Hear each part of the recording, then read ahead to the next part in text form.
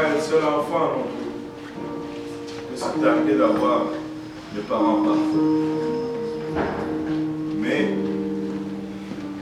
nous avons tous un Père Céleste qui est parfait. Et à lui, nous regardons tous.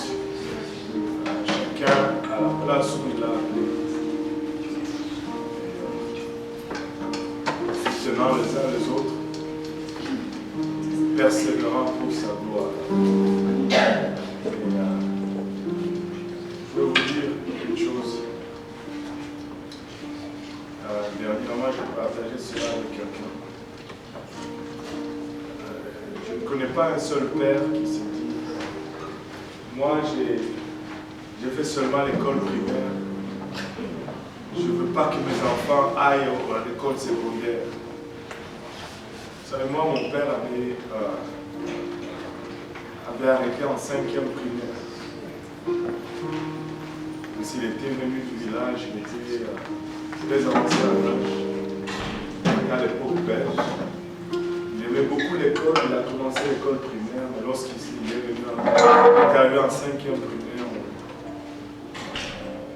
une loi a été passée qu'après un certain âge, tu ne peux plus être dans le système scolaire. Ainsi, il a arrêté en 5e primaire. Mais il s'est débrouillé à gauche, à droite, il a appris la comptabilité. Mais un gars qui avait fait seulement l'école primaire, il faisait la comptabilité de toute la province pour une grande compagnie qui était la Poste, la télécommunication, c'est une même compagnie chez nous. Elle était comptable pour les postes de télécommunication de toute la province. Mais il nous disait toujours, moi j'ai arrêté en 5e primaire, mais vous devez aller plus loin. Amen. Vous devez aller plus loin. Et c'est vraiment l'esprit qui m'a dit. J'ai dit, peut-être que je veux juste m'arrêter ici, mais vous devez aller plus loin. Amen. Vous devez aller plus loin. Et c'est vraiment biblique en fait. Je regardais, c'était hier, je regardais Élie et Élisée. On peut dire qu'Élie était le père spirituel d'Élisée. Mais Élisée a fait le double. Donc je ne suis pas une excuse pour vous. C'est ce que je suis en train de vous dire.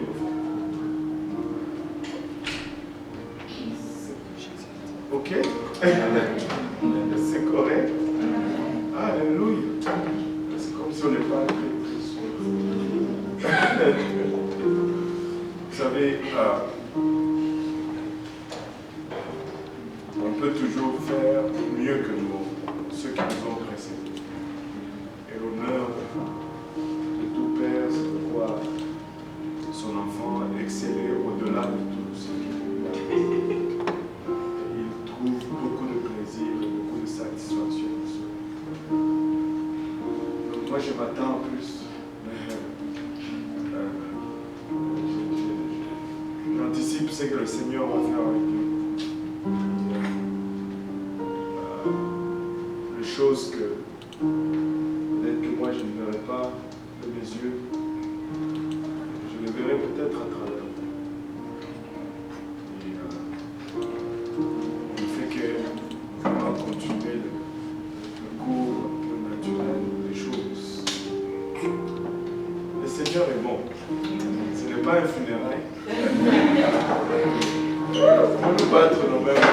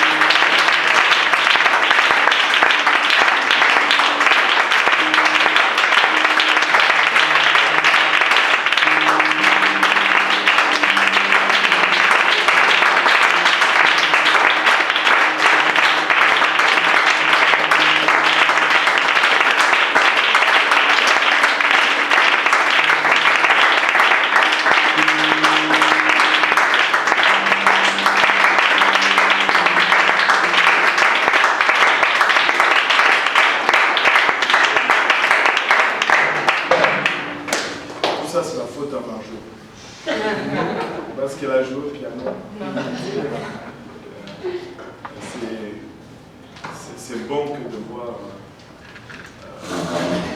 les gens grandir dans le Seigneur et faire des choses. Amen. Faire des choses. Hier, j'étais content dans le service en français. On a eu un baptême. Et je regarde autour, le pasteur lui-même, je monte. Et il est allé, il a baptisé la personne. Et le soir, on avait encore d'autres baptêmes. Je regarde autour. Pasteur lui-même. Ça fait du bien quand c'est pas toi qui vas toujours aller. Vous savez, Dieu nous appelle à faire des choses, mais chacun à sa place, tous ensemble, nous nous complétons. Il y en a qui jouent au piano, il y en a qui jouent au tam-tam, ou à la batterie, ou à la boîte, je ne sais pas comment on appelle ça. Tous ensemble, il y en a qui chantent. Content de voir Marisa de retour. Amen.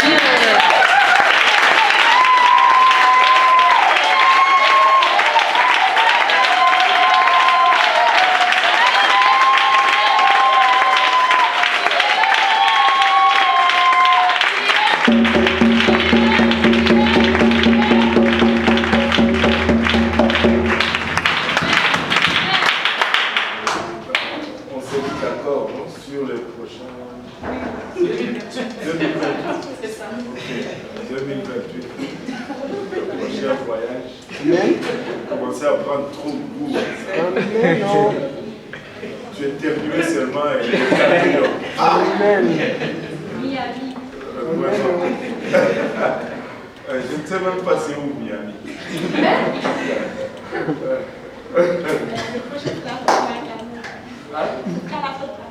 La faute à Marie-Carmen en 2028.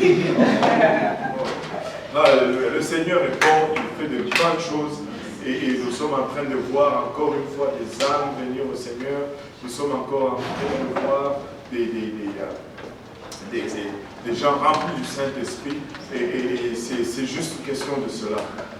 Tout ce que nous faisons, c'est pour voir les âmes venir au Seigneur. Il n'y a pas d'autre agenda, en fait. L'agenda, c'est que quand quelqu'un arrive ici, qu'il soit rempli du Saint-Esprit. Amen. Quelqu'un m'a dit, il n'y a pas longtemps, il dit, tu as captivé l'esprit de telle personne. Je lui ai dit, ah bon?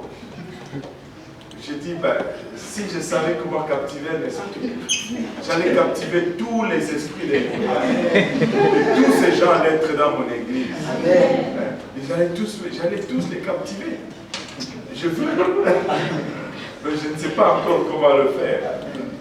Peut-être que j'y arriverai un jour. Le Seigneur est extraordinaire. On va mettre nos mains pour le Seigneur.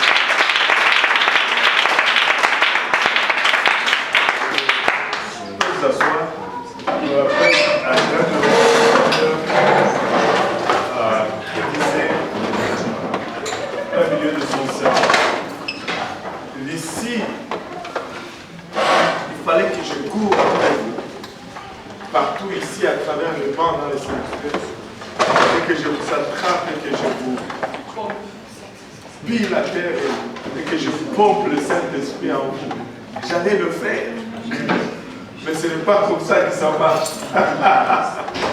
Mais ce n'est pas comme ça que ça marche, malheureusement. Donc, on le fait comme on est en train de le faire. Alléluia. Maintenant, est-ce qu'il y a de nouveau là, des gens qui me disaient pour la première fois? J'ai cru percevoir. Le lundi soir, c'est la première fois. C'est la sœur Joanne. Joanne.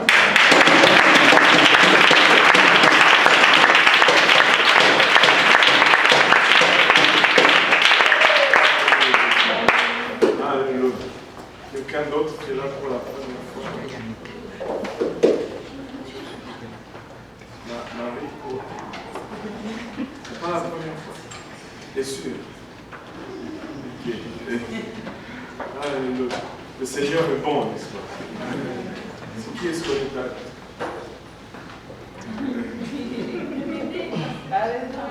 Quel bébé? Oui!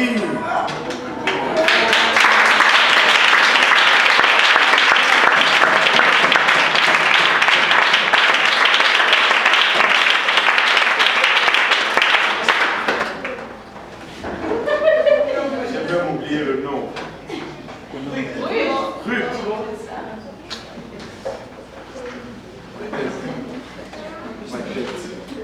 Alléluia. Le Seigneur est bon, n'est-ce pas? Alléluia. On va continuer là où on avait laissé. Nous avions commencé à parler la dernière fois de l'évidence du Saint-Esprit. Et le Saint-Esprit est évidencé par le parler en langue. Nous avons vu en détail comment les langues étaient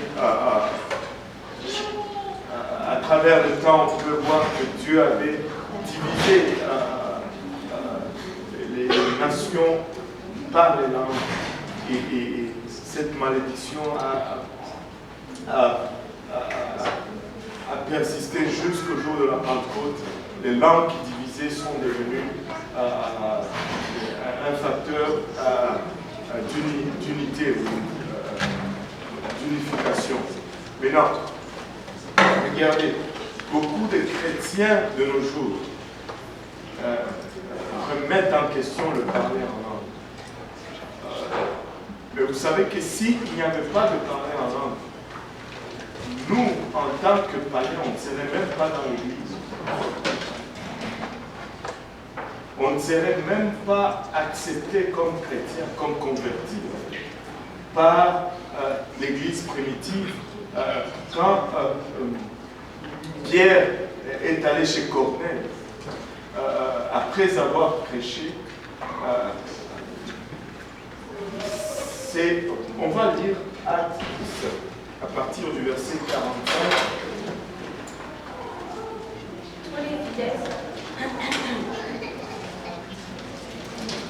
Tu peux lire 44.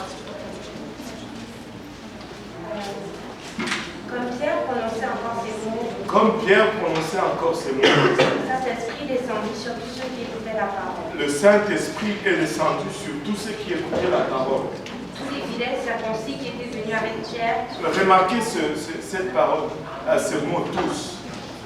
Dans les livres des Actes, ils étaient tous remplis. Dans la maison des Corneilles, le Saint-Esprit est descendu sur tous ceux qui écoutaient la parole. Maintenant, on continue. Tous les fidèles circoncis qui étaient venus avec Pierre furent étonnés de ce que le don du Saint-Esprit était aussi répandu sur les païens. Car ils entendaient parler en langue et glorifier Dieu. Car ils les entendaient parler en langue et glorifier Dieu.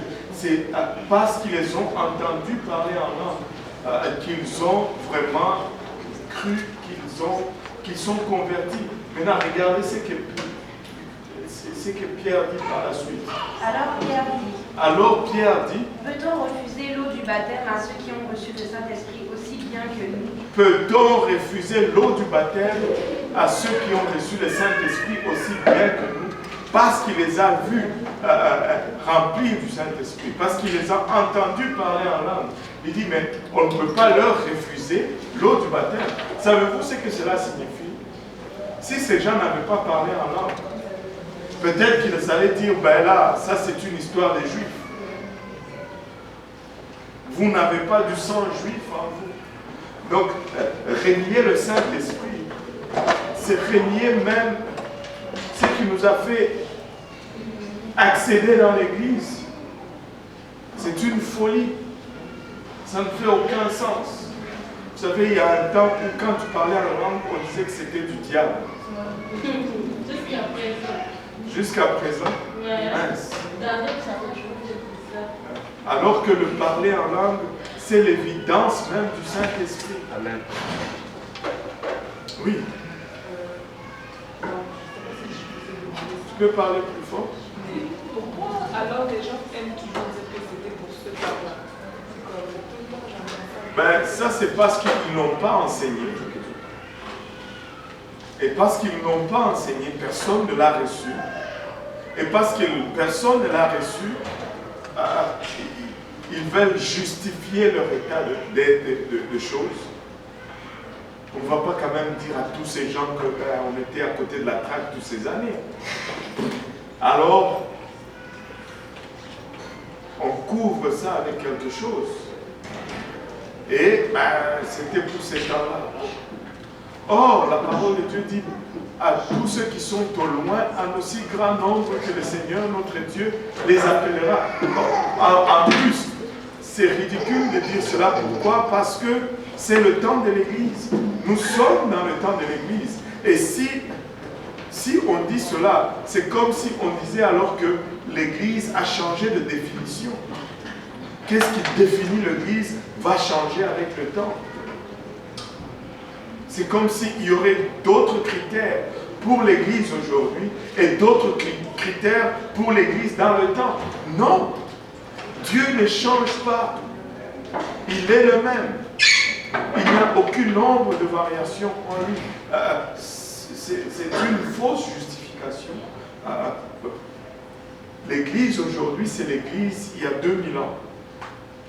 Si l'Église, il y a 2000 ans, parlait en langue, l'Église aujourd'hui va parler en langue. S'il y a 2000 ans, l'Église enseignait la sanctification, aujourd'hui, l'Église doit enseigner la sanctification. S'il y a 2000 ans, l'Église prêchait l'unicité, aujourd'hui, l'Église doit prêcher l'unicité. Parce que l'Église ne change pas. L'Église ne doit pas changer. Maintenant, le Saint-Esprit, c'est pour tout le monde. Il n'y a pas une classe à part. La parole de Dieu nous dit, acte 2, 38, qui peut lire 2, 38? Acte 2, 38 dit, Pierre leur dit, repentez-vous et que chacun de vous soit baptisé au nom de Jésus-Christ pour le pardon de vos péchés et vous recevrez le don du Saint-Esprit. Continue, 39. Car la promesse est pour vous. Car la promesse est pour vous. Pour vos enfants. Et même pour les enfants. Pour vos enfants. Et pour tous ceux qui sont au loin. Et pour tous ceux qui sont au loin. En aussi grand nombre que le Seigneur notre Dieu les appellera. En aussi grand nombre que le Seigneur notre Dieu les appellera. C'est pour tout le monde. Nous avions lu Jean 7, 37 à 39. Oui. Je voulais savoir, parce qu'en fait, la dernière fois, je parlais avec quelqu'un et elle me disait on est si grand nombre que le Seigneur les appellera. Ça veut dire qu'en fait, le Seigneur n'appelle pas tous les hommes. Ben, c'est ça que je voulais arriver. Comment il appelle. Comment l'appel est lancé. On va entendre de la bouche du Seigneur lui-même. Jean 7, 37 à 39. On va voir comment il a appelé.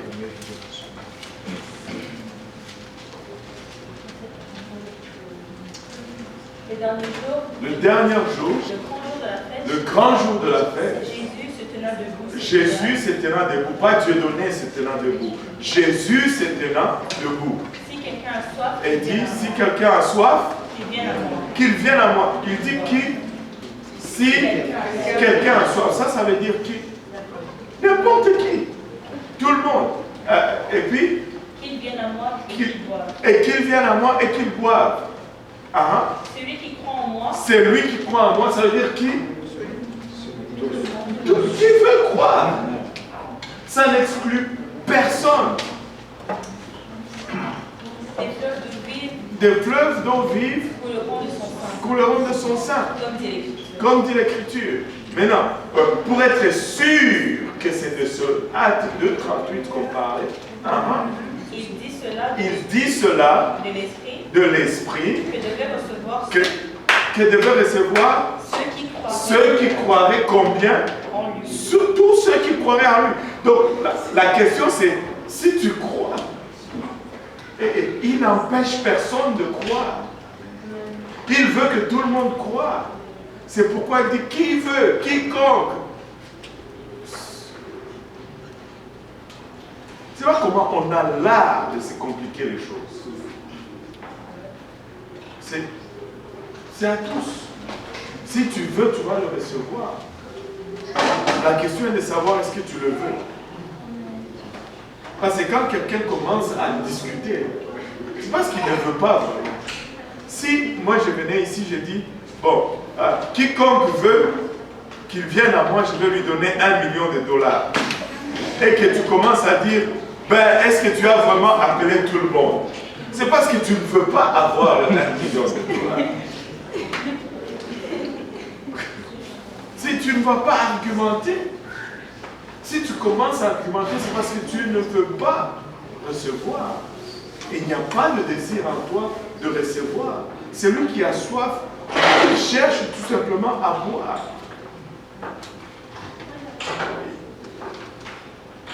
C'est d'une simplicité. Le Seigneur veut que tout le monde soit sauvé.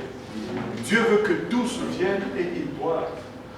C'est nous qui commençons à exclure. D'abord, quand ils disent, Dieu a dit, c'est pas tout le monde. Dieu n'appelle pas tout le monde.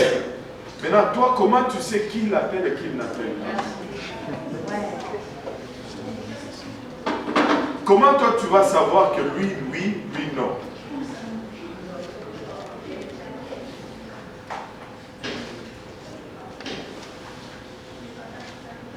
Allô?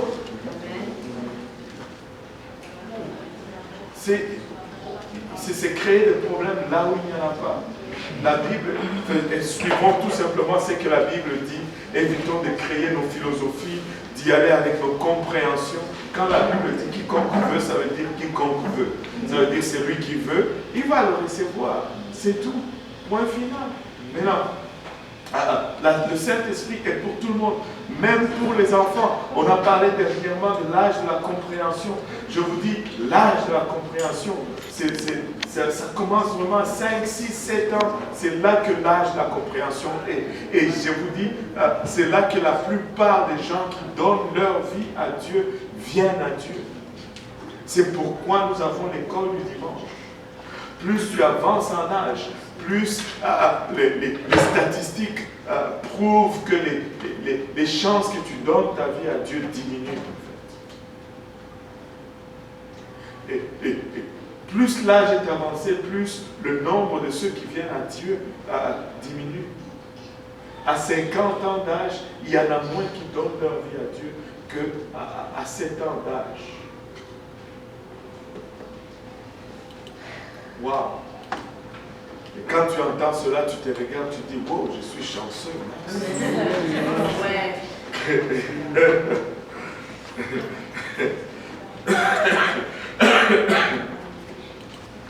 Donc, j'aime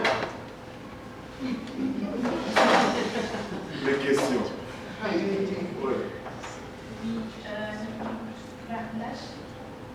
Parfois, le piège d'un enfant qui n'est pas avec ses parents, qui reçoit le Saint-Esprit. Ça, c'est très aléatoire. Ça dépend des relations avec... il y a des gens qui ont 24 ans qui demandent encore quand même la permission pour être baptisés. Oui. Donc là, tu vois qu'on est...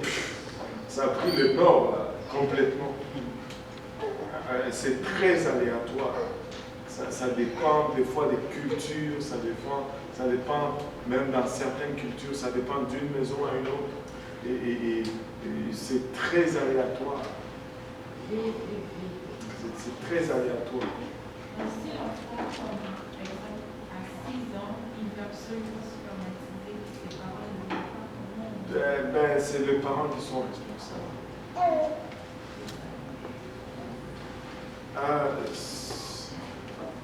Dieu a donné cet enfant à ses parents-là. Il n'a pas donné à toi ou à moi, tu vois. Et c'est eux qui vont rendre compte. Quand on dit souvent aux gens, tu n'as pas besoin de demander c'est moi. Quand tu dis quand tu évangélises quelqu'un, il y a l'impression que je préfère d'abord en parler avec comment tu peux. Quand quelqu'un avec 4 ans qui me dit ça, je lui dis, écoute, assume-toi un peu, il y a un problème. Encore là, si on est en Afrique, c'est autre chose que quand on est ici, c'est autre chose. Regardez, il y a des gens qui sont envoyés ici pour aller à l'université, ils ont 17 ans, 18 ans, ben, ils sont déjà seuls, en fait, techniquement. Ben, tu ne vas pas leur dire de demander à ses parents. Et quand tu es dans cette situation, tu vas avoir tendance à dire, mais oh gars, écoute, prends ta responsabilité, tu vois. Mais ce n'est peut-être pas le cas. C'est pourquoi je dis c'est très aléatoire. Tu ne peux pas juste dire ça parce que tu ne connais pas la situation familiale. Tu vois. Ben, bien sûr aussi, c'est un musulman, je vais lui dire, écoute, tu n'as pas besoin d'aller demander, peu importe son âge, parce que tu vas créer juste des problèmes. Je vais plutôt lui dire, écoute, ça c'est une décision que si tu veux le faire, il faut que tu assumes. Donc si tu sais que ça va créer des problèmes, tu peux juste dire. C'est pourquoi je dis c'est très aléatoire. C'est très aléatoire. On ne peut pas mettre une règle sur là-dessus parce que d'une maison à une autre, ça peut varier, surtout dans notre société ici, où la structure familiale n'existe presque pas. En fait. C'est un enfant de 16 ans ici,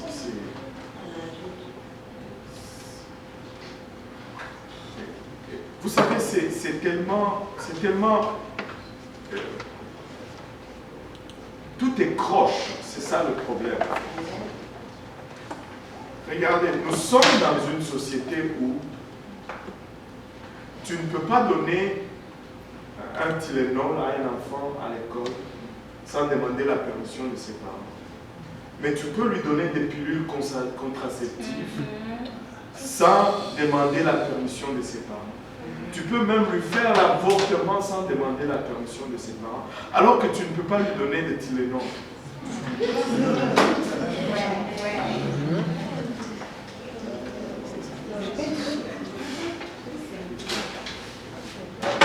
Alors vous voulez que moi je vous dise si vous allez lui demander le parent ou pas. Pauvre moi, je suis perdu aussi. C'est déjà...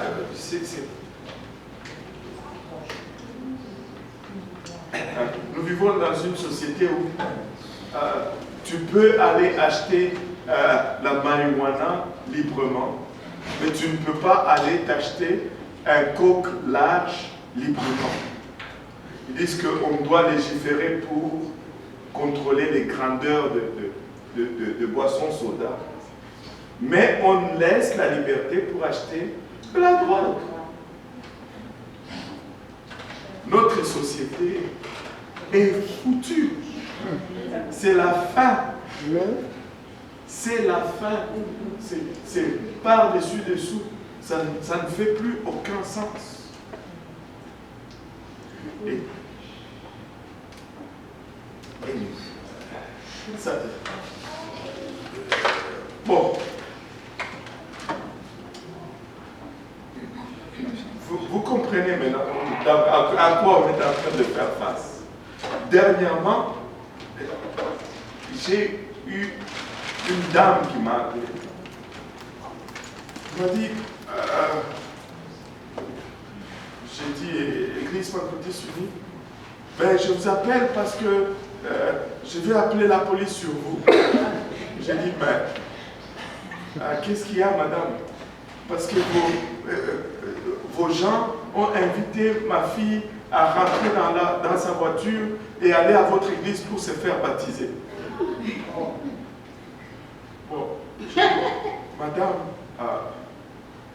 de quoi est-ce que vous êtes en train de parler au fait? Ben, j'avais déjà une idée. Mais là, il fallait qu'on commence à réfléchir ensemble. J'ai dit, mais j'ai dit, premièrement, madame, c'est un pays libre et je peux prêcher l'évangile à qui je veux. Il dit, mais vous ne pouvez pas, un enfant de 16 ans, je dis, votre fille a 16 ans. Elle dit, oui, et puis, et là, vous me dites que mes jeunes l'ont forcé à monter dans une voiture pour aller se faire baptiser. Vous voulez dire qu'ils l'ont forcé à monter dans la voiture? Ben, c'est pas ce qu'elle m'a dit. Je dis, mais attends, avant de porter des accusations, il faut que vous soyez sûr de ce que vous dites là. Écoute, j'ai le droit d'approcher, de vous approcher, de vous prêcher l'évangile et de vous dire ce que vous devez faire pour être baptisé. Et si vous me dites que vous voulez vous faire baptiser, je veux vous offrir le moyen nécessaire pour que vous vous faites baptiser. Si je dois conduire avec vous jusqu'à la BTB, je vais vous offrir de le faire. Mais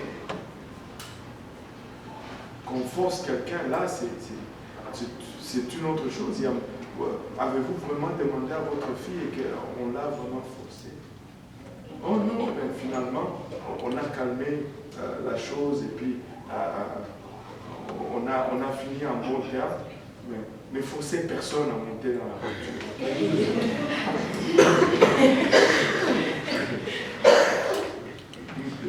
Mais cette question va se poser. Il y a de ces cas où on doit demander l'autorité parentale, mais le problème c'est que les parents abdiquent leur autorité quand vient le temps de la drogue, quand vient le temps de l'autorité de la sexualité.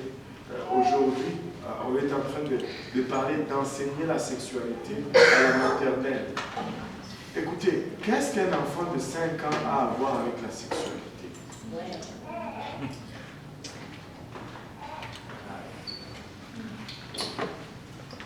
Et j'étais en train d'écouter un journaliste il y avait une madame qui a appelé, elle a dit non, ce n'est pas le travail, vous n'avez pas le droit de faire cela.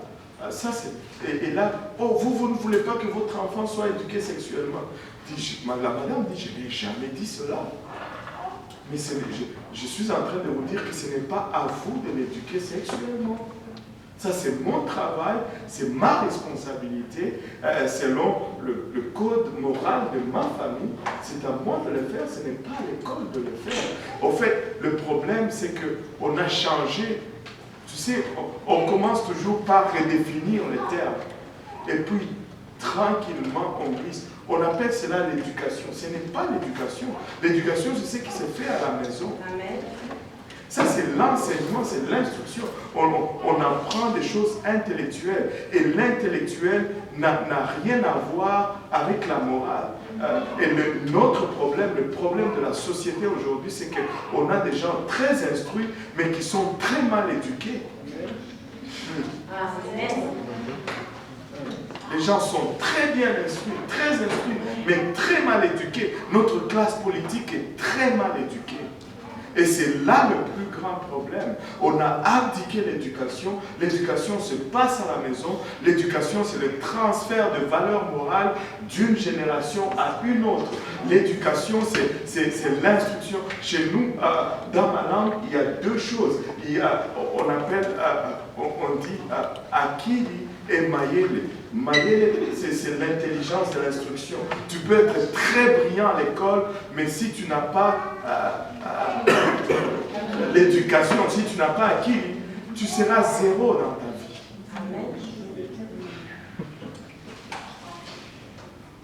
C'est pourquoi aujourd'hui, les problèmes de la société ne se trouvent pas dans la rue. Les problèmes de la société ne se trouvent pas dans les itinérants seulement. Les drogués de nos jours, ce sont les médecins, ce sont les avocats, ce sont les politiciens. C'est dans leur salon que la drogue se fait, c'est dans leur salon que la promiscuité sexuelle se fait.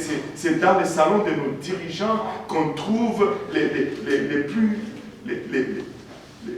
écarts de conduite les plus extrêmes de notre temps aujourd'hui. Et c'est ça le problème de notre société. C'est ça le problème de notre société. Nous avons besoin du Saint-Esprit. Amen. Nous avons besoin du Saint-Esprit. Écoutez, le Saint-Esprit est pour tout le monde. Tout ceci, c'est juste pour dire qu'un enfant peut recevoir le Saint-Esprit. Vous savez, moi et ma femme avons toujours prié que nos enfants soient remplis du Saint-Esprit avant qu'ils n'aillent à l'école. Et Dieu nous a accordé cela. Parce que nous ne voulions pas qu'ils aillent dans ces zones de guerre qu'on appelle l'école aujourd'hui. Sans le Saint-Esprit. Écoutez, je n'ai jamais prié pour mes enfants autant que le jour où je suis allé inscrire ma fille à l'école secondaire. Quand je suis entré là-bas, j'ai vu ces enfants, j'ai vu ce qui s'est passé là-bas. Je dois prier pour mes enfants comme je n'ai jamais prié. Ce sont des zones de guerre. Ce sont des jeunes. Vous savez, à l'époque, le problème dans nos écoles, c'était la casquette et la gomme. La gomme était le problème dans l'école, dans les cours d'école. Les enseignants se plaignaient que les enfants commencent à mâcher de la gomme et ils en mettent partout. C'était là le problème. Et on fouillait les enfants s'ils n'avaient pas de gomme avant d'entrer. Mais aujourd'hui, on a des détecteurs de métaux avant d'entrer dans les écoles. Aujourd'hui, le problème dans nos écoles, c'est la drogue, c'est le sexe, c'est les grossesses, c'est les armes.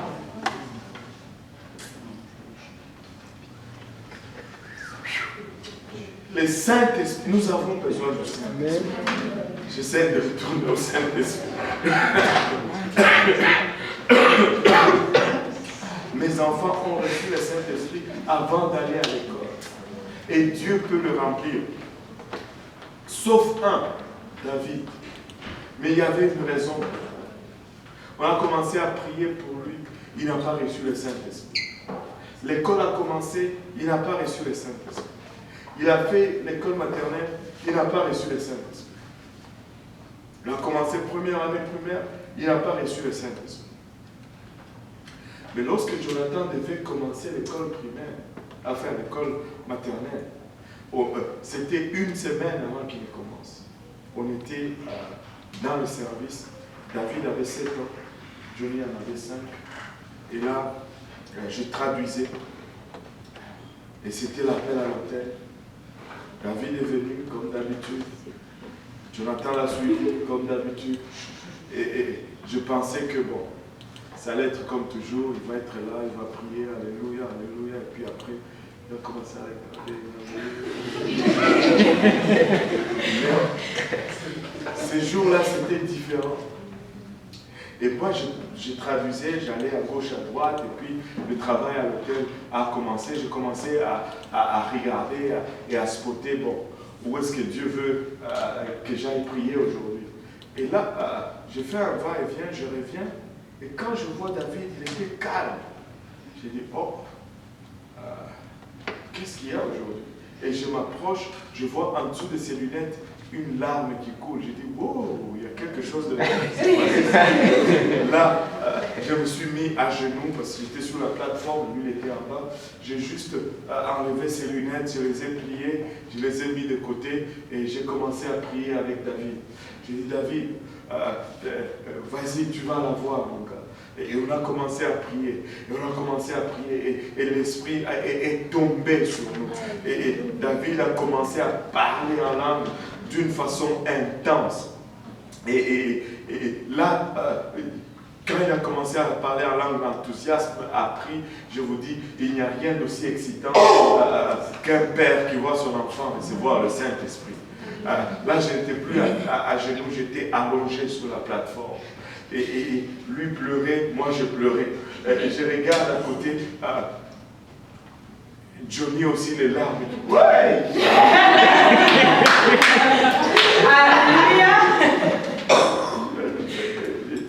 David l'avait reçu.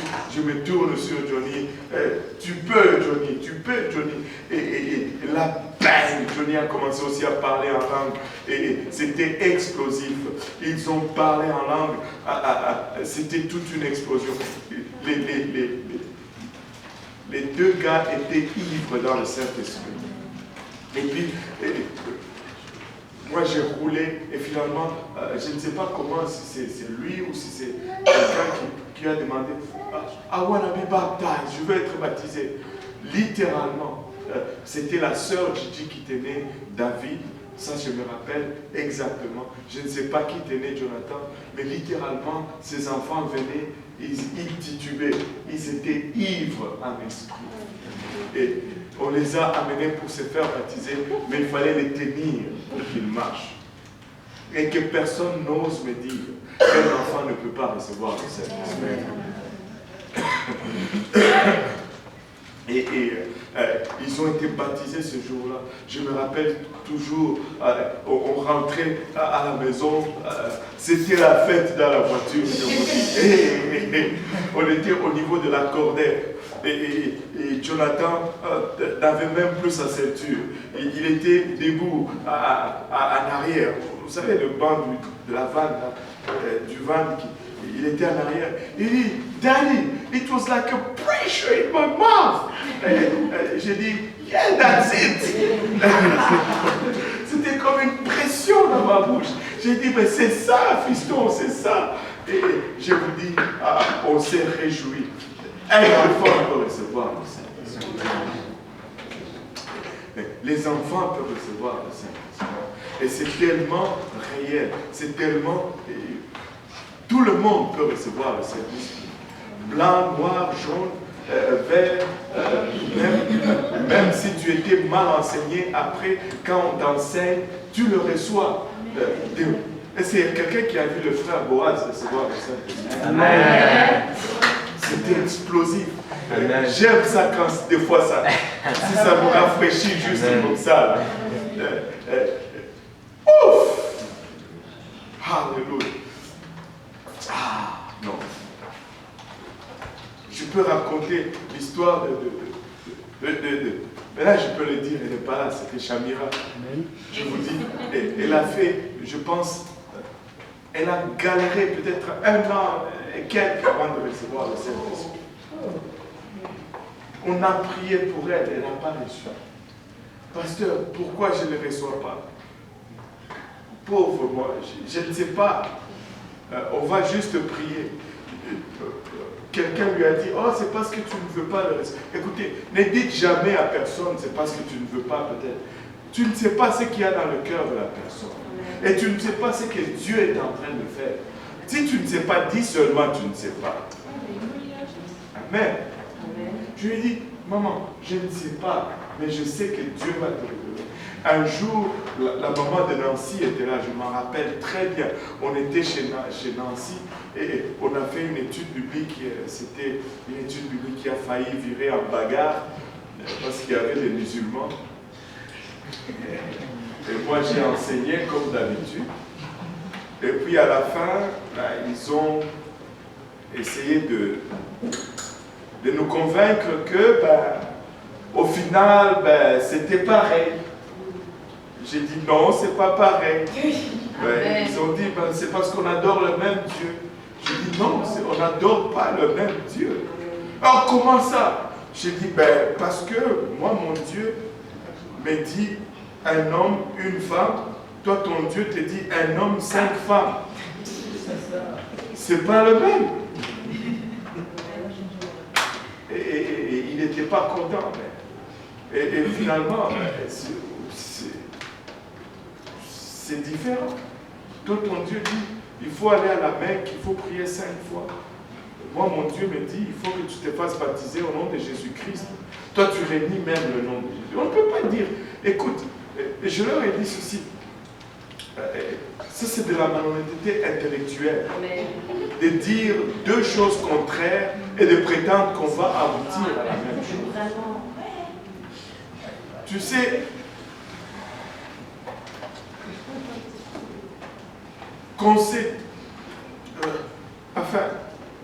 qu'on se dise que toi tu es dans la vérité et qu'on se dise que moi je suis dans la vérité, on peut argumenter là-dessus.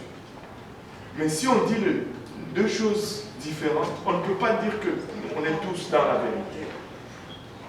Moi je concède que ça se peut que tu sois dans la vérité, mais moi j'ai mis ma chance sur ça.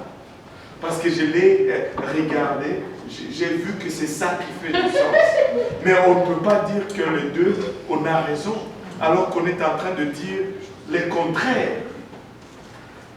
On peut même aller au-delà de différents. On est en train de dire le contraire. Soyons au moins honnêtes intellectuellement. Amen. Amen. Jéhovah n'est pas Allah. Amen. Amen. Jéhovah, c'est Jéhovah. Jéhovah ou Yahweh, peu importe ce que vous voulez, mais ce n'est pas Allah, c'est deux dieux différents. C'est deux personnalités différentes. Regardez même leur description, c'est deux entités différentes. Et on peut argumenter qui dit vrai, qui dit faux, mais on ne peut pas dire qu'on est tous sur le même chemin. Amen. On doit recevoir cette discussion. Shamira, oui. Elle a fait 1 an et presque. Et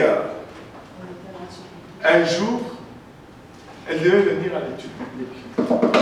Elle a prié chez elle et dit, Seigneur, je veux recevoir le Saint-Esprit. Et puis elle lisait, sa lecture était sur Corneille. Elle a fait un accord avec Dieu. Elle dit, si je vais à l'étude biblique et qu'on parle de Corneille aujourd'hui, je sais que c'est ça. C'est aujourd'hui que je vais le recevoir. J'ai dit, elle s'est mise en route vers l'étude. Mais elle est arrivée en retard. Mais ce jour-là, j'avais enseigné sur Corneille toute la soirée. Mais quand elle est arrivée, on avait fini d'enseigner. Et là, elle s'est dit, bon, ok, peut-être c'est pas mon jour. Mais là, on commence à parler, les gens mangeaient. Puis elle me pose une question, je ne me rappelle même pas c'était quoi la question. Mais quand je commence à lui répondre, je lui dis, mais si tu regardes Corneille, et là, elle fait un gros sourire. Elle dit, pasteur, au fait, je dois te parler aujourd'hui. J'ai dit, ok, comme tu veux. C'est perso. Elle dit, oui, c'est perso. Parce que Shamira, c'est une fille réservée. C'est perso. Je dis, ok, bah, je vais m'arranger. Je vais prendre les gens que je dois déposer et je vais faire de sorte que tu sois la dernière à déposer. Tu vas pouvoir me parler. Ok, ok. Et là, on a pris les gens de Saint-Laurent, blablabla. Elle habitait Parc Extension. Et on est parti. Et puis quand je l'ai déposé, les gens de Saint-Laurent, ils ont commencé à me raconter. Oh, pasteur, tu sais, voilà, j'ai prié, voilà, Corneille, voilà. Je sais que c'est aujourd'hui. J'ai dit, bon, si tu dis c'est aujourd'hui, ça va être aujourd'hui. Parce que le Seigneur dit quiconque veut. Là, on est arrivé devant chez elle, elle habitait Parc Extension. J'ai stationné mon ancienne Jetta, la vieille. Et là, c'était presque l'hiver. On a commencé à prier. Elle était là, sur l'autre siège, moi j'étais là. Et j'ai mis ma main comme ça, parce que bon, tu es dans la voiture. J'ai mis juste ma main comme ça sur son front. On a commencé à prier dans la voiture. On a prié, mais je peux vous dire qu'on a prié quand même assez longtemps pour que la voiture commence à être embuée. C'était quand même l'hiver. Et là, du coup, tu pouvais voir ses lèvres aller. Et quand ses lèvres glissaient, elle arrêtait, elle souriait. J'ai dit non.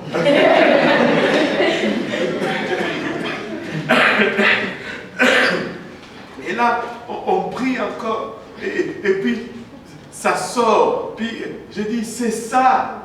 C'est aussi simple que c'est ça. C'est ça. Mais n'arrête pas, ne souris pas. Parle la langue. Tu vois, des fois, tu as envie de secouer quelqu'un. Parle la langue. Arrête de pleurer ou arrête de rire. Tu dois parler. Et là, Maman, elle a parlé, mais c'était pas beaucoup. Mais pour moi, c'était ça. Et j'étais content. J'ai dit, j'appelle mon épouse, j'ai dit, Maman, Shamira a reçu le Saint-Esprit. Et ma femme me dit, amène-la à la maison. Oh, c'est bon d'avoir une femme qui prie. Amène-la à la maison. Vous savez, il fallait, c'était ordonné de Dieu. Parce que dans son petit appartement, là, si elle était allée là-bas, là, ça n'allait pas se passer comme ça. Là, on arrive à la maison, elle était contente, on parle un peu, il était minuit, on va dormir, elle fait sa douche, elle descend dans le sous-sol. Mais là, quand elle descend dans le sous-sol, c'était elle avec le Seigneur. Et elle dit, Seigneur, maintenant, moi je veux maintenant. Et là, le Seigneur est tombé sur elle, comme on peut dire. Elle n'était plus capable d'arrêter de parler en langue.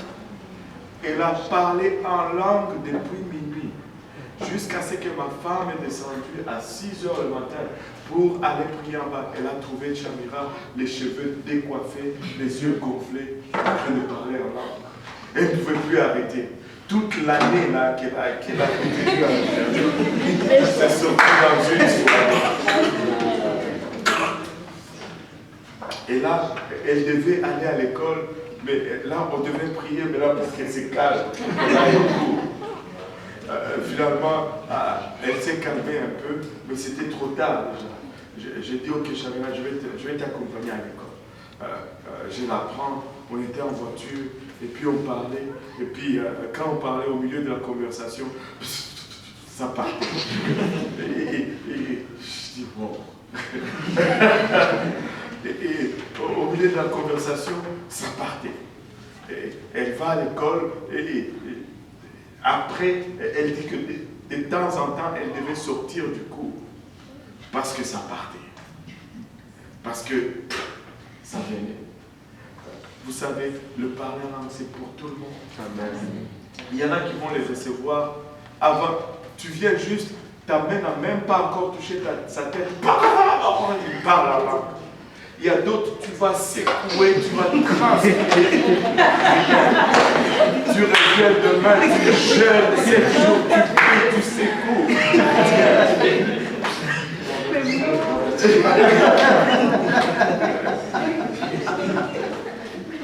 Juste un conseil, ne t'énerve pas. Ce n'est pas toi qui donnes le Saint-Esprit. Toi, juste continue de prier. Reste calme, garde ton coup. Au jour opportun, au moment opportun, Dieu va le remplir. Mais continue de bâtir la foi. Continue d'exhorter. Continue d'encourager. Parle, des fois, parle un peu. Il y a de ces personnes qui, pour eux, je vous dis, il y a toutes sortes de personnes. Il y a des personnes qui n'aiment pas le contact physique, en fait.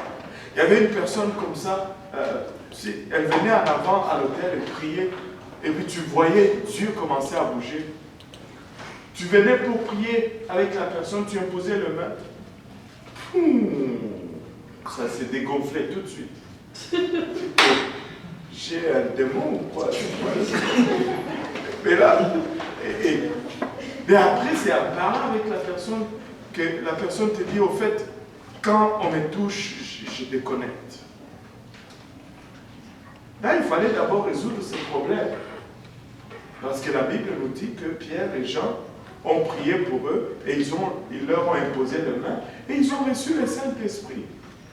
Des fois, ça prend ça. Parce que quand tu vas à l'hôtel, tout le monde ne sait pas. C'était toi. Quelqu'un m'a déjà dit par rapport à lorsque tu te mets quand tu te donnes le chagrin, une fois ça partait, comme ça même à l'école. Il me donnait le verset, l'esprit de prophète et soumis au prophète, que tu ne peux pas juste comme parler comme ça. Je comprends que l'esprit des prophètes est soumis au prophète. Mais quand quelqu'un est ivre dans le Saint-Esprit, c'est quoi? On comprend qu'à un moment donné, tu vas avoir le contrôle. On comprend. C'est biblique. Mais il arrive des fois où c'est comme l'eau qui déborde, en fait. Ce n'est pas une perte de contrôle.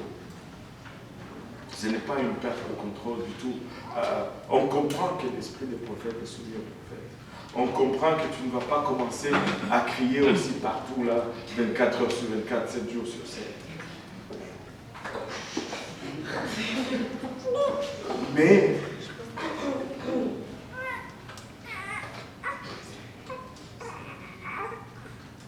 si, tu sais, si, parce que le problème, c'est toujours l'abus, en fait. C'est de là où viennent les confusions. Il y a quelqu'un qui va être là, ok, parce que l'Esprit de Dieu peut m'envahir, parce que je l'ai désiré, en fait. Si j'ai cette soif et ces désirs, l'Esprit de Dieu peut m'envahir et m'amener jusque dans l'état d'ivresse. Le contrôle est où? Le contrôle est sur le point de mon désir. Et c'est moi qui me laisse aller jusqu'au point où je deviens ivre, parce que je le veux. Mais non, il y a des gens qui vont dire, oh, c'est pas moi, c'est Dieu. C'est pas moi, c'est Dieu. Là, c'est toi, là.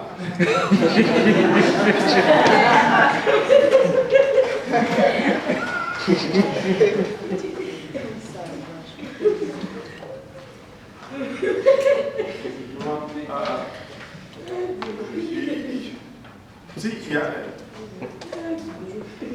des fois, ces désirs viennent, tu peux le réprimer, tout comme tu peux juste sortir et laisser permettre à l'Esprit de Dieu de t'utiliser dans un temps particulier. Il y a des moments où Dieu cherche un intercesseur, mais que tu es dans la salle de classe. Tu peux sortir et aller prier. Il y a urgence. Tu ne vas pas dire que je ne veux pas prier parce que l'Esprit est soumis au prophète. Maintenant, je suis au contrôle. Non, va faire. Dieu te donne une opportunité, tu vois. Mais dans l'autre sens, il y a aussi ceux qui, juste pour montrer qu'ils sont plus spirituels que d'autres, voilà. La question de l'honnêteté devient très critique. En fait, très souvent, on se casse la tête parce que si quelqu'un fait ça, c'est son problème. Dieu va juger, en fait. Quand tu es dans un endroit, c'est comme quand... on va peut-être juste arrêter, juste dire que oui, l'Esprit de Dieu est soumis au prophète. Dieu ne va jamais briser ta volonté, mais il est dans l'intérêt du prophète de se soumettre à l'esprit que Dieu a placé en lui. Parce que si tu commences à résister à l'esprit, c'est de la résistance en fait. Maintenant, il faut le faire avec bienséance et de façon appropriée. Et quand des fois c'est le temps de se retirer, d'intercéder, retire-toi, intercède. Toujours dans ce sens, par rapport aux messages et l'interprétation, parce que la Bible dit comme que s'il y a un message, que 2 ou 3 parlent, que les autres écoutent. Et la personne me disait que bon, il y a peut-être comme 4, ça c'est quand l'esprit bouge vraiment, il y a comme 4 ou 5 personnes qui peuvent parler.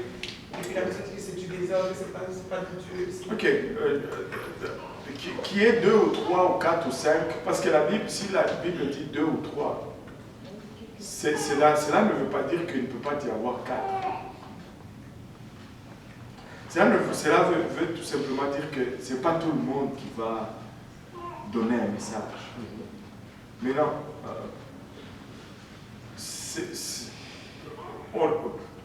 notre problème très souvent, c'est parce qu'on veut se mettre très vite à la place des experts spirituels pour identifier tout ce qui se passe, alors que c'est juste une question de maturité de foi. Des fois, l'Esprit de Dieu va bouger. Mais non. Et même, pourquoi est-ce que c'est toujours langue et puis interprétation. Toujours, toujours, toujours, toujours. Pourquoi est-ce que ce n'est pas juste une parole de prophétie? Parce que les langues, c'est sensationnel.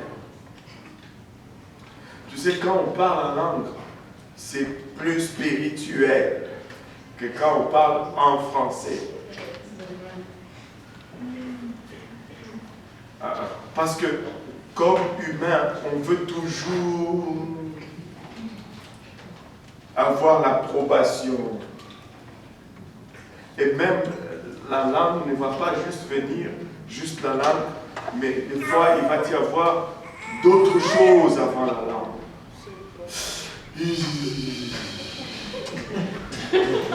Alléluia. Oh là,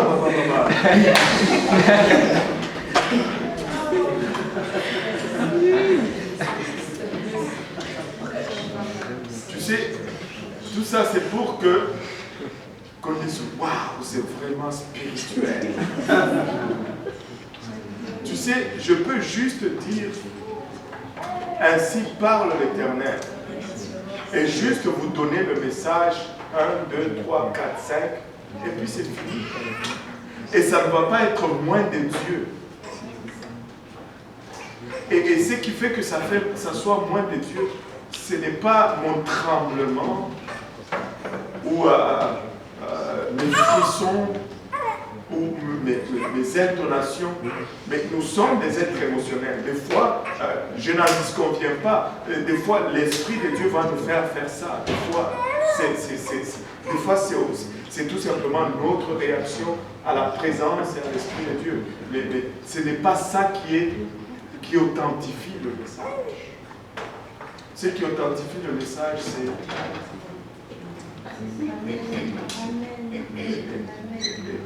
et la pertinence. Tu sais, tout ce qui passe par l'homme est sujet à distorsion. Demandez à tous ceux qui prêchent, ils vont vous le dire. Au-delà de tous ceux qui prêchent,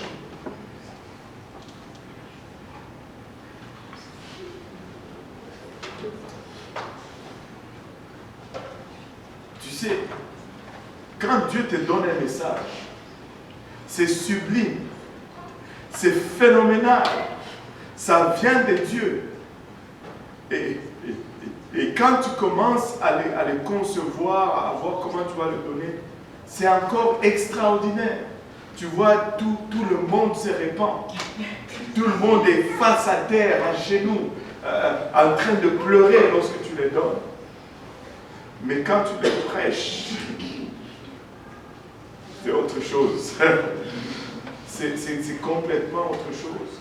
Il y a toujours une différence entre ce que Dieu donne et quand ça passe par toi. Maintenant, mais Dieu a choisi que ça passe par nous.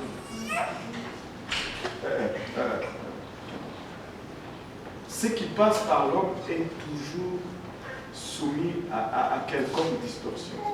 Je me rappelle par exemple, c'était même ici, là. C'est la conférence francophone. Amen. Amen. Vous avez la conférence francophone, et tout le monde dit conférence francophone. Conférence francophone. Dieu donne un message en langue. Mais la personne qui donne l'interprétation donne en anglais. Pas beaucoup de monde ont fait cas. Mais, bon, on prend le message et on essaie de le traduire. Mais c'était quand même la conférence francophone. Dans un service, à la fin de l'année, message en langue, interprétation, ainsi parle l'Éternel. Là, et puis à la fin, joyeux Noël, bonne année à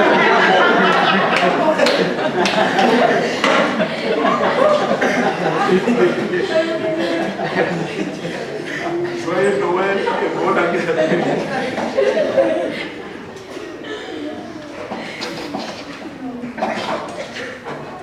N'éteignez pas l'esprit. Ne méprisez pas les prophéties. Retenez ce qui est bon. Le reste, laissez-les là.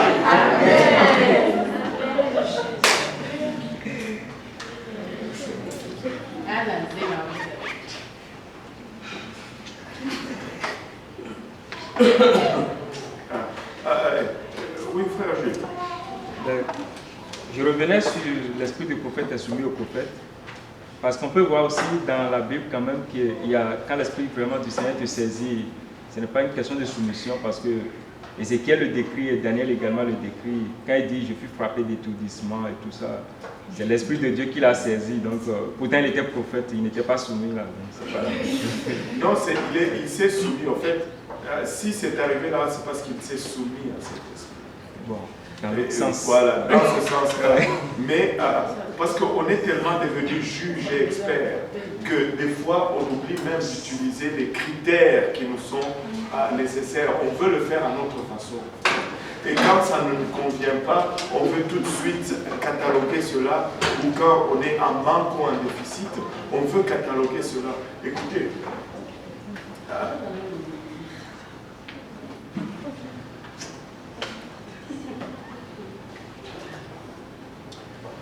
Ça prend l'ordre. On n'est pas en train de prêcher les désordres. Ok? Et ça prend la maturité. Écoutez, si Dieu parle dans un service, qu'il y a déjà 2, 3 personnes qui ont parlé en langue, ce n'est pas nécessaire que toi aussi tu parles absolument. Tu dois être assez mature pour dire que tu n'as pas nécessairement besoin d'ajouter. Ça n'a pas besoin nécessairement de passer par moi. Dieu peut parler dans qui il veut. Et s'il a déjà parlé, le travail est fait. Nous devons nous soucier du fait de voir que le travail est fait plutôt que de nous soucier de recevoir le crédit. Quand on commence à avoir 6, 7, des fois même on se bat, qui va parler en langue, l'autre parle, l'autre parle, l'autre parle. Et on veut parler plus fort, c'est moi, c'est moi. Là, c'est manque de maturité. Amen. Ça n'a pas nécessairement besoin de passer absolument par moi. Quand 2, 3 personnes ont déjà parlé, c'est suffisant. Laissez à la personne ou à l'autre qui va donner l'interprétation, de donner l'interprétation. Et quand une personne a donné l'interprétation, c'est correct. C'est correct. Oui. Ici, par exemple, une personne donne une interprétation, à la moitié du message, je ne sais pas comme c'est déjà arrivé que quelqu'un parle, mais la personne n'arrive pas à finir, mais comme il y a une autre personne qui termine. Est-ce que c'est... Vous savez,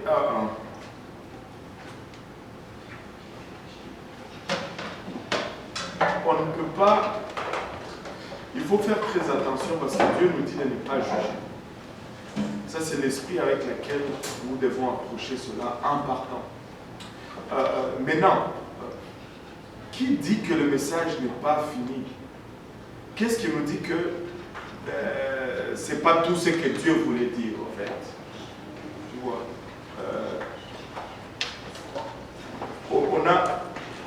on n'a rien pour déterminer cela. On n'a vraiment pas grand-chose pour déterminer que c'est là tout le message, où il y avait encore autre chose à dire. C'est pourquoi très souvent, vous savez, Dieu est un Dieu d'ordre. Il faut se déférer à celui qui dirige le service. Il faut toujours se déférer à celui qui dirige le service. Amen. Parce que si Dieu a permis, tu sais quoi? Moi, je n'ai pas d'inquiétude. Les gens vont se débattre pour des choses, au fait, qu'ils ne regardent même pas. Ils n'ont rien à voir là-dedans. Et c'est parce qu'ils n'ont pas confiance en Dieu. Tu sais, moi je crois sincèrement. Il n'y a pas de doute à moi. alors zéro doute. Si Dieu laisse quelqu'un se tenir devant la chair et prêcher à son peuple, c'est pas ce qu'il ne veut. Amen. Tu sais, tu peux être là puis Dieu te frappe de mutisme. S'il ne veut vraiment pas que tu parles. Amen. Amen. Amen. Alors, c'est pourquoi je vous dis toujours, il faut se déférer à la personne qui dirige le service. Point final. Oh, mais peut-être que c'est sa responsabilité. Si toi, tu n'es plus d'accord, quitte. Ça, c'est ta responsabilité.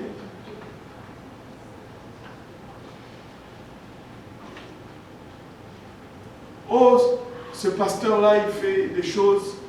Mais toi, qu'est-ce que tu fais encore là? Ta responsabilité, c'est de partir ou de ne pas partir. Mais si Dieu le permet, il a une raison.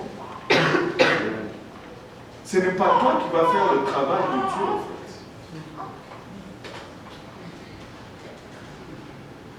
Amen. Amen. Ce n'est pas toi qui vas faire le travail de Dieu.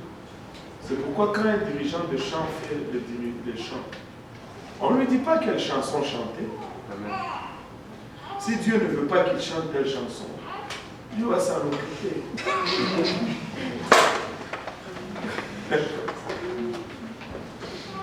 Donc quand on appelle quelqu'un, dit tu vas prêcher aujourd'hui, c'est entre lui et Dieu. Amen, non? Amen. Alors, aie confiance dans le Seigneur. C'est son Église. C'est lui qui a versé de son sang pour cette Église. Il va en prendre soin, ne t'inquiète pas. Amen. Dieu prend soin de son Église. Amen. Dieu va prendre soin de son Église.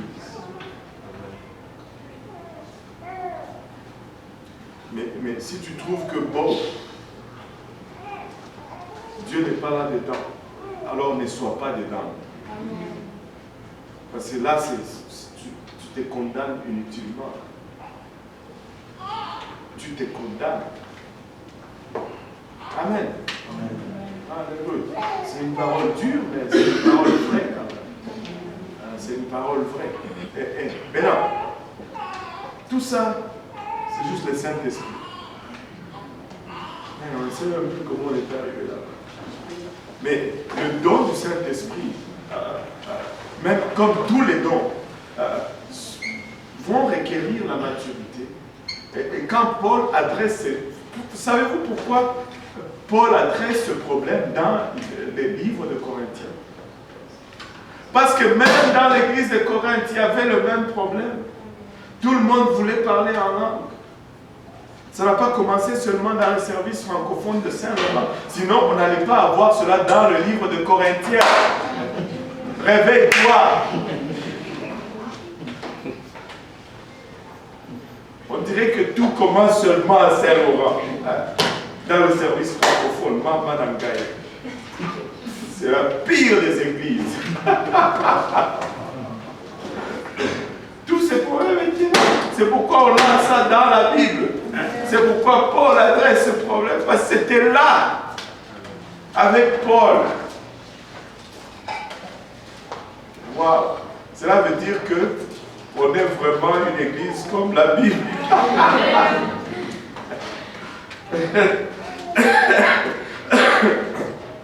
Et maintenant, le Saint-Esprit, c'est pour tout le monde. Que tu sois, peu importe le métier, tu peux recevoir le Saint-Esprit. Vous savez, les policiers reçoivent aussi le Saint-Esprit. Amen. Oh, si tous nos policiers pouvaient être remplis du Saint-Esprit.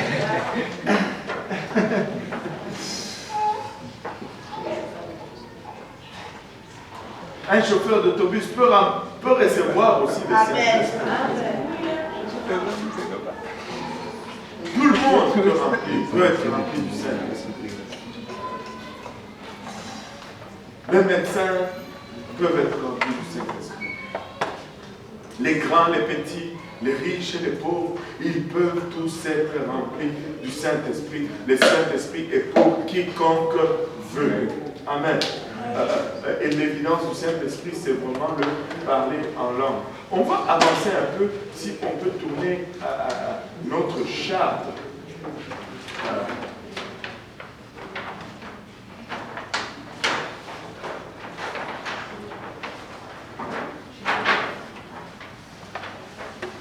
Vous savez, il y en a qui disent est-ce que j'ai vraiment besoin de recevoir le Saint-Esprit?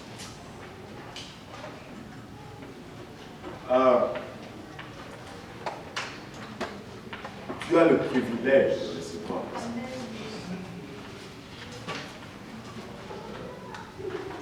Le Saint-Esprit fait plusieurs choses.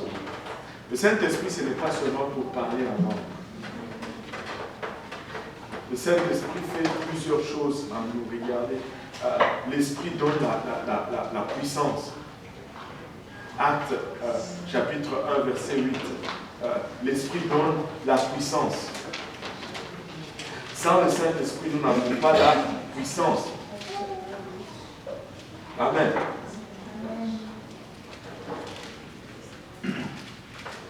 Sans le Saint-Esprit, nous n'avons pas la puissance.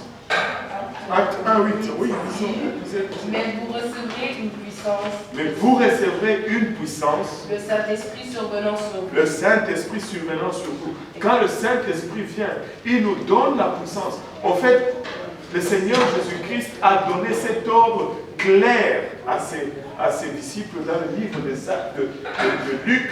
Et par la suite, il continue dans le livre des Actes. En fait, le livre de Luc. Le livre des Actes, c'est la continuation du livre de Luc. Il dit, allez à Jérusalem et attendez jusqu'à ce que vous recevez la promesse. Vous ne faites rien jusqu'à ce que vous recevrez le Saint-Esprit. Et ils sont allés et ils ont attendu. Et là, dans le livre des Actes, il leur dit, vous recevrez une puissance, le Saint-Esprit survenant sur vous. Et écoutez, lorsque tu reçois le Saint-Esprit, tu reçois une puissance. Tu reçois une puissance. Celui qui reçoit le Saint-Esprit reçoit une puissance de chasser les démons, une puissance de prier pour les malades, une puissance de prier pour les autres et d'imposer les mains à ceux qui n'ont pas le Saint-Esprit afin qu'ils le reçoivent également. Tu reçois une puissance de témoigner. Tu reçois une puissance. Maintenant, le Saint-Esprit nous fait savoir les choses à venir. Jean 16, 13. Jean 16, 13 dit, quand le Consolateur sera venu, l'Esprit de vérité, il vous conduira dans toute la vérité, car il ne parlera pas de lui-même, mais il dira tout ce qu'il aura entendu, et il vous annoncera les choses à venir. Le Saint-Esprit va nous annoncer les choses à venir. Mais je vais mettre un frein rapidement là. Parce que je peux voir sur la tête de certaines personnes la petite boule blanche qui fait pouf. Et puis les pensées commencent à être écrites là-dedans. Alors je n'ai pas besoin de venir à l'église. Le Saint-Esprit va me dire tout.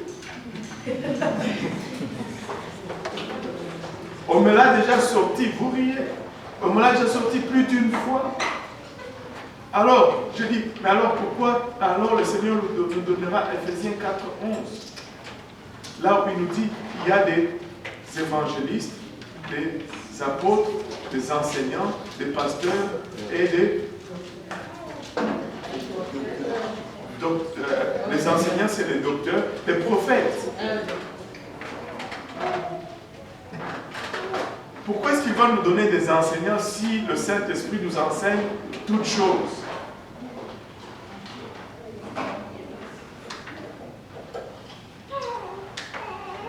Et le plus grand problème avec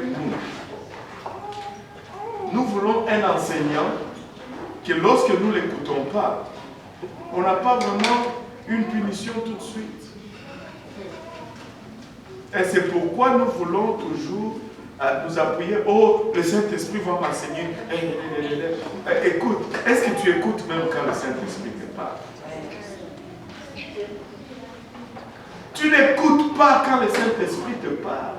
Si tu écoutais quand le Saint-Esprit te parle, tu allais écouter quand le pasteur te parle. Amen.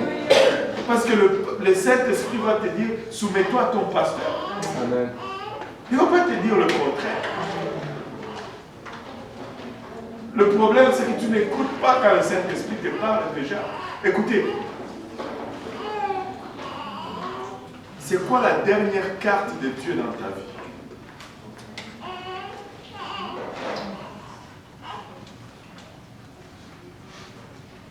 Le dernier recours de Dieu dans ta vie.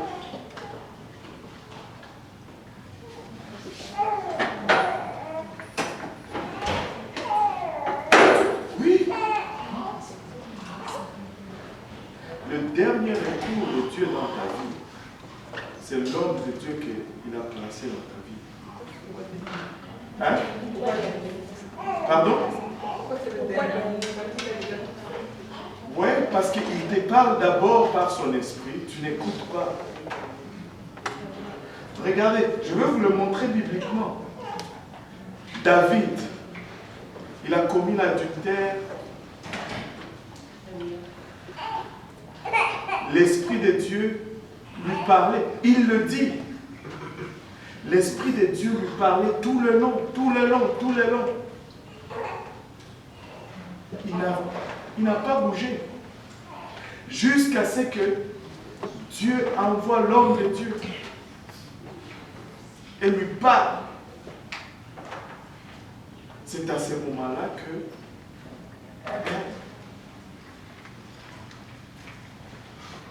vous savez, si David n'avait pas écouté cet homme, c'est fini. C'est fini, il n'y a pas d'autre recours. Regardez Saül. L'Esprit de Dieu lui a parlé, il n'a pas écouté. L'homme de Dieu est venu. Après l'homme de Dieu, il n'y avait plus rien.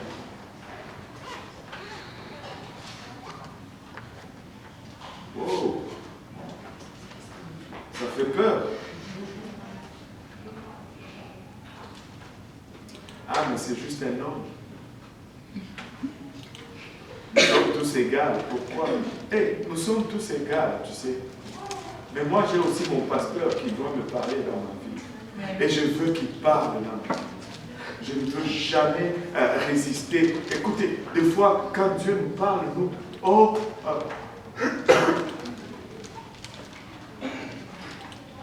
Pourquoi venir à l'église et se fâcher lorsque Dieu te parle? Moi, quand je viens à l'église, je veux qu'il parle dans ma situation. Mais pourquoi est-ce que tu te fâches quand il parle dans ta situation?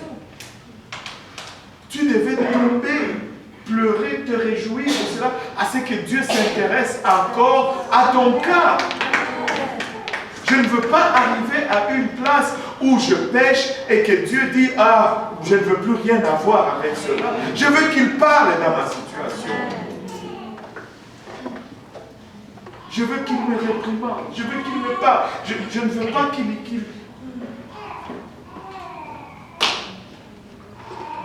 Mais quand la parole est prêchée, oh, il prêche seulement contre moi. Réjouis-toi qu'il prêche contre toi. Sinon, ça serait la catastrophe. Pourquoi même venir à l'église, au fait? Si ce n'est pas pour que Dieu me parle. Des fois, nous sommes tellement loin de ce que ça devait être. Nous sommes tellement... Tu sais, l'orgueil, c'est dangereux. C'est dangereux. Oui, je peux écouter de la part de Dieu. Oui, j'entends de la part de Dieu. Mais, hey, j'ai besoin de mon pasteur. J'ai besoin de courir dans le bureau de mon pasteur et de me jeter à ses pieds et de dire, parle-moi. J'en ai besoin. J'en ai besoin. Je veux qu'il me tire les oreilles. Je veux qu'il me réprimande.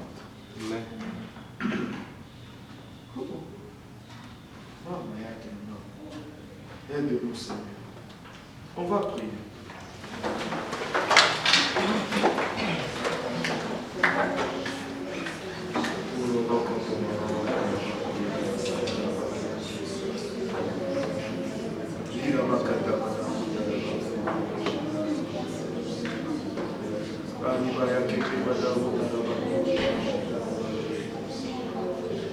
Seigneur Jésus-Christ,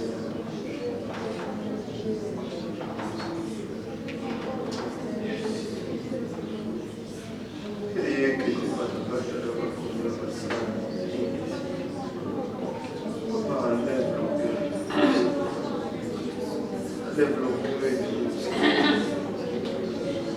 aide-nous, Seigneur, aide-moi. Je ne peux pas arriver à une place de la vache. Il y a une prétention. Je ne peux pas arriver à une place.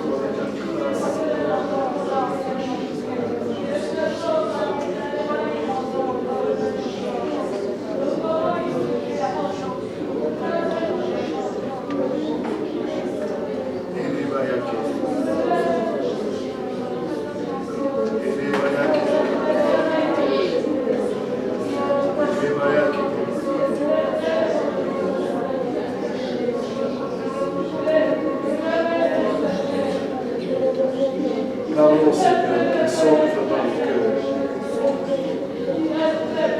et qui expose, Seigneur, fondeur, afin qu'il n'y ait pas d'entrave à son œuvre.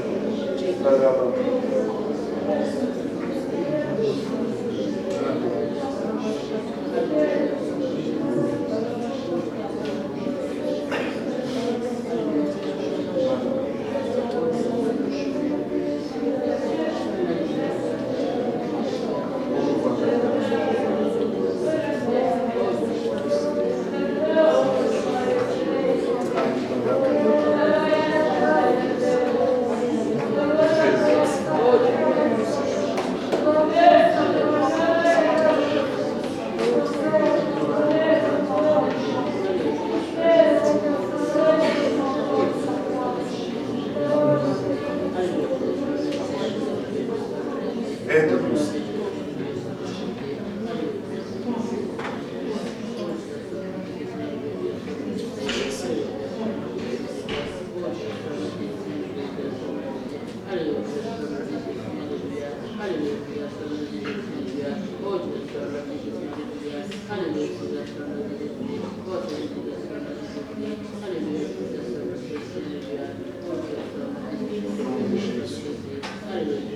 C'est l'Esprit qui nous donne de connaître. Et Dieu nous a également laissé l'Église. Amen.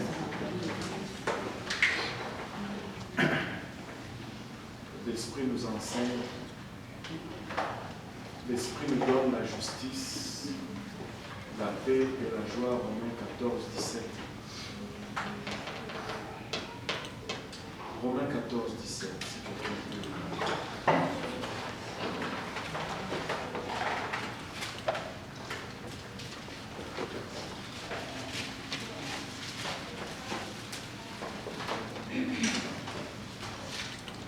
Que votre privilège ne soit pas un sujet de calomnie.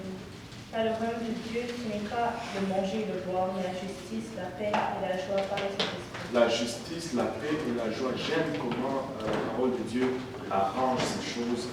La justice d'abord, la paix et puis la joie.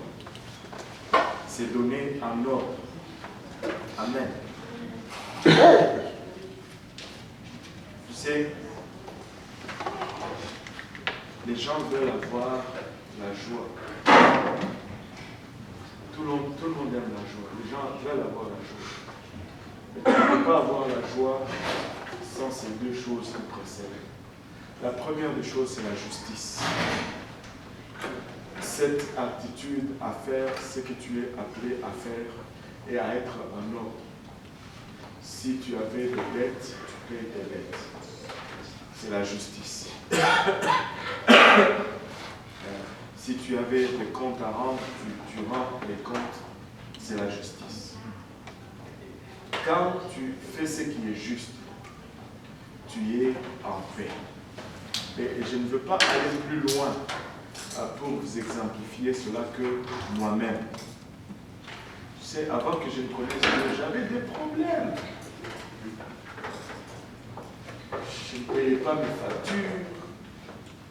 Tu sais, à l'époque, là, il n'y avait pas d'afficheur. Et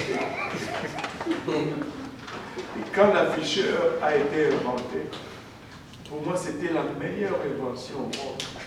Parce que ça me prenait cette affaire. Comme ça, quand le téléphone sonne, je regarde d'abord c'est qui, avant de répondre. Pas de paix. Parce que tu dois à tout le monde, tu as des comptes ici et là. Ce n'est pas une vie de justice. Amen. Amen. Amen. Amen. Maintenant, quand tu as fait ce qui est juste, tu es en paix. Tu dors avec tes deux yeux fermés. Tu ne regardes pas tout le temps en arrière quand tu marches. Quand le téléphone appelle, même si tu n'as pas vu c'est qui, tu réponds tout simplement. Et c'est tout. Tu as la paix. Mais tu ne peux pas avoir la paix sans la justice. S'il y a des choses qui ne sont pas justes, ça va t'enlever la paix dans ta vie. Maintenant, quand tu as la justice et que tu as en paix, il y a une joie à l'intérieur de toi. Tu es là, tu ne sais même pas pourquoi tu commences à rire. Et ça vous est déjà arrivé que tu es à la maison, il n'y a rien à faire, et puis tu es là, c'est comme...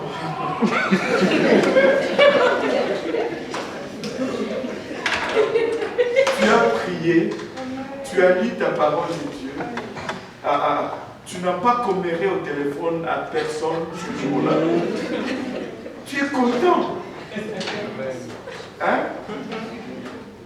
Vous savez d'où vient cela? Tu as dompté tes faiblesses. Et tu n'as pas comméré. Parce que pour certains d'entre vous, vous n'avez pas de facture.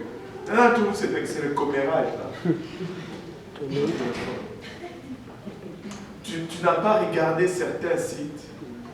Tu n'as pas écouté tel genre de musique. Tu sais, c'est une journée que tu as conclue.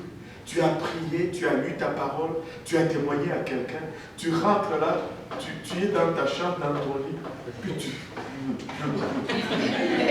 C'est la joie.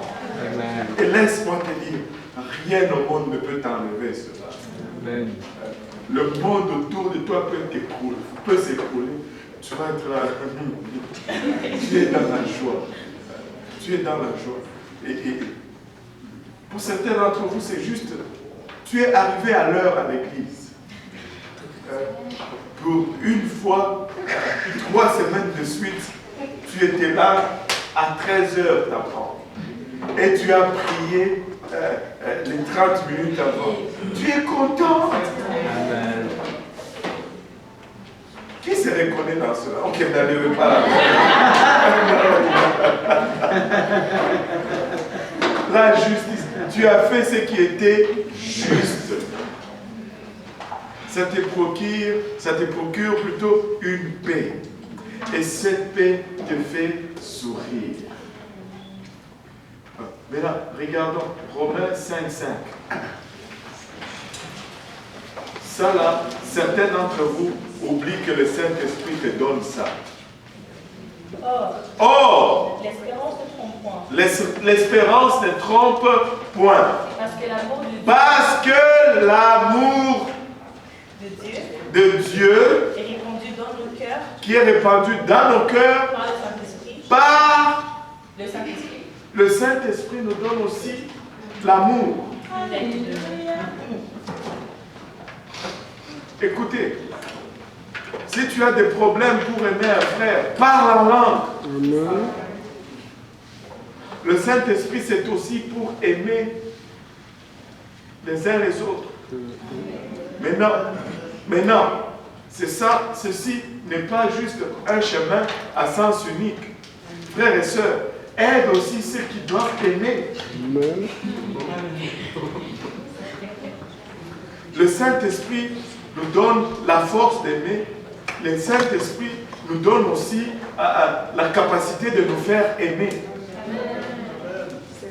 Ça travaille dans les deux sens. Amen. Amen.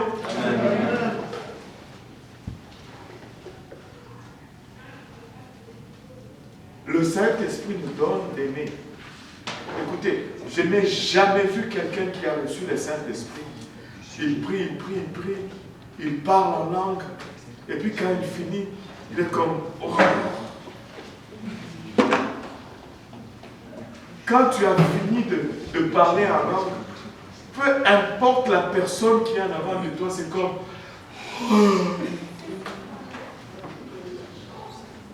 Mais essaye de demeurer dans cet état pour le reste.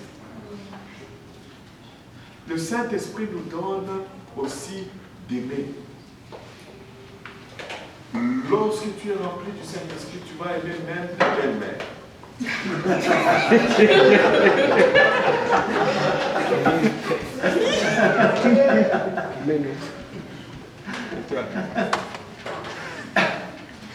Il y a une histoire, c'était un jeune Italien qui dit à sa mère, il dit, maman, là je pense que j'ai trouvé la femme de ma vie, je vais l'épouser. Mais je veux voir vraiment si tu me connais. Je vais inviter 3 filles à la maison. Et puis après, je vais te demander si tu peux deviner c'est laquelle.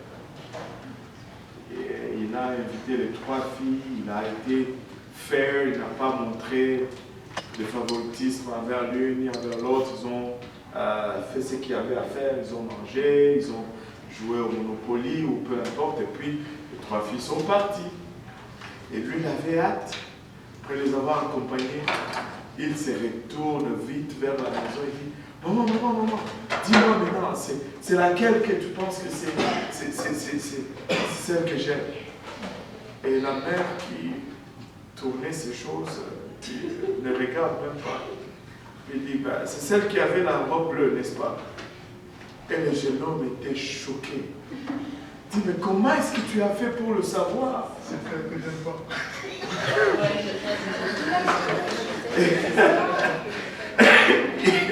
Et la mère répond d'un naturel. Il dit, je ne sais pas, mais il y a quelque chose en elle que je n'aime pas. Tout ça.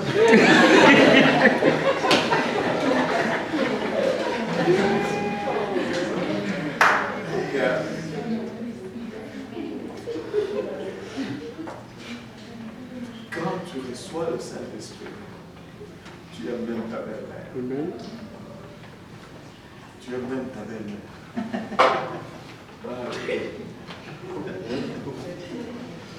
Vous connaissez-vous cet autre vidéo? C'est quelqu'un qui nettoyait son garage, qui trouve une vieille lampe, qui veut la nettoyer, puis il y a un génie qui sort de la lampe. Pouf! Et puis le génie lui dit, tu as 3 souhaits. Mais fais attention, tu as seulement 3 souhaits. Mais une chose, c'est que chaque souhait que tu fais, ta belle-mère va avoir le double. Et là, il s'est dit, ok, je veux avoir 50 millions de dollars. Ah, ta belle-mère va avoir 100 millions. Il te reste 2 souhaits. Je veux avoir la plus belle, la plus grosse maison avec 4 voitures et tout cela. Ta belle-mère va avoir le tout. Il te reste un seul souhait. Il dit, je veux que tu me fasses peur jusqu'à ce que je sois à moitié mort.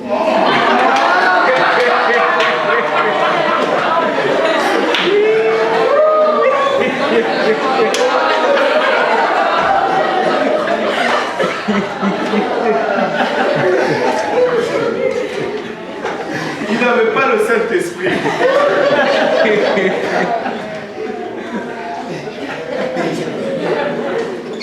Il n'avait pas le Saint-Esprit. Mais quand tu as le Saint-Esprit, tu aimes même ta belle. Si tout cela ne vous a pas convaincu pour avoir le Saint-Esprit, Romains 8, 11.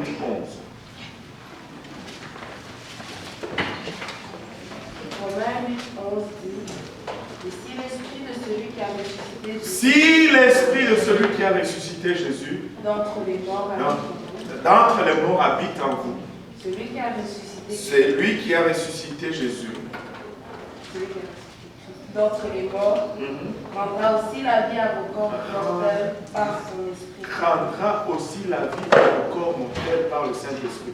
Vous vous demandez pourquoi on veut tout, chaque dimanche, que tout le monde reçoive le Saint-Esprit. Au moins pour cela. Parce que nous savons que sans le Saint-Esprit, il n'y a pas de résurrection.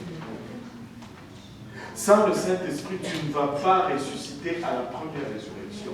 Et si tu ne ressuscites pas à la première résurrection, tu es en route pour la deuxième résurrection et tu vas passer devant le jugement. Et c'est un cas dans lequel tu ne veux pas te retrouver. C'est le Saint-Esprit qui nous ressuscite. Si tu n'as pas le Saint-Esprit, tu ne vas pas aller dans l'enlèvement. Regardez à 1 Corinthiens 15, 50. Et 1 à 53, si je peux. C'est une question que tu peux m'agripper.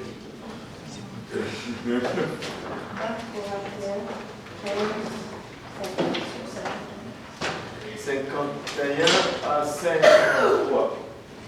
La Bible dit, voici je vous dis un mystère, nous ne mourrons pas tous, mais tous nous serons changés en un instant, en un clin d'œil, à la dernière trompette. La trompette sonnera, et les morts ressusciteront incorruptibles, et nous serons changés. Les morts ressusciteront incorruptibles, et nous serons changés, et car il faut que ce corps corruptible revête l'incorruptibilité et que ce corps mortel revête l'immortalité. Nous aspirons à cette résurrection-là. La résurrection de ceux qui seront remplis du Saint-Esprit. Si tu es mort, rempli du Saint-Esprit, tu vas ressusciter. Et c'est le Saint-Esprit qui te fait ressusciter. Regardez la parabole des 10 vierges. L'huile représente le Saint-Esprit. Elles étaient toutes vierges, toutes consacrées. Les 5 ont manqué d'huile. Et la Bible les appelle folles. Pourquoi est-ce qu'elles étaient folles? Parce qu'elles n'ont pas pris de l'huile en réserve. Écoutez, nous devons prier chaque jour. Surtout en ce temps dans lequel nous sommes en train de vivre. Nous devons prier chaque jour. Nous devons parler en langue chaque jour. Nous devons être remplis du Saint-Esprit chaque jour. Et tu ne vas pas aller au ciel sur le Saint-Esprit de ta mère, ni de ton père, ni de ton pasteur, ni de ton frère, ni de ta soeur.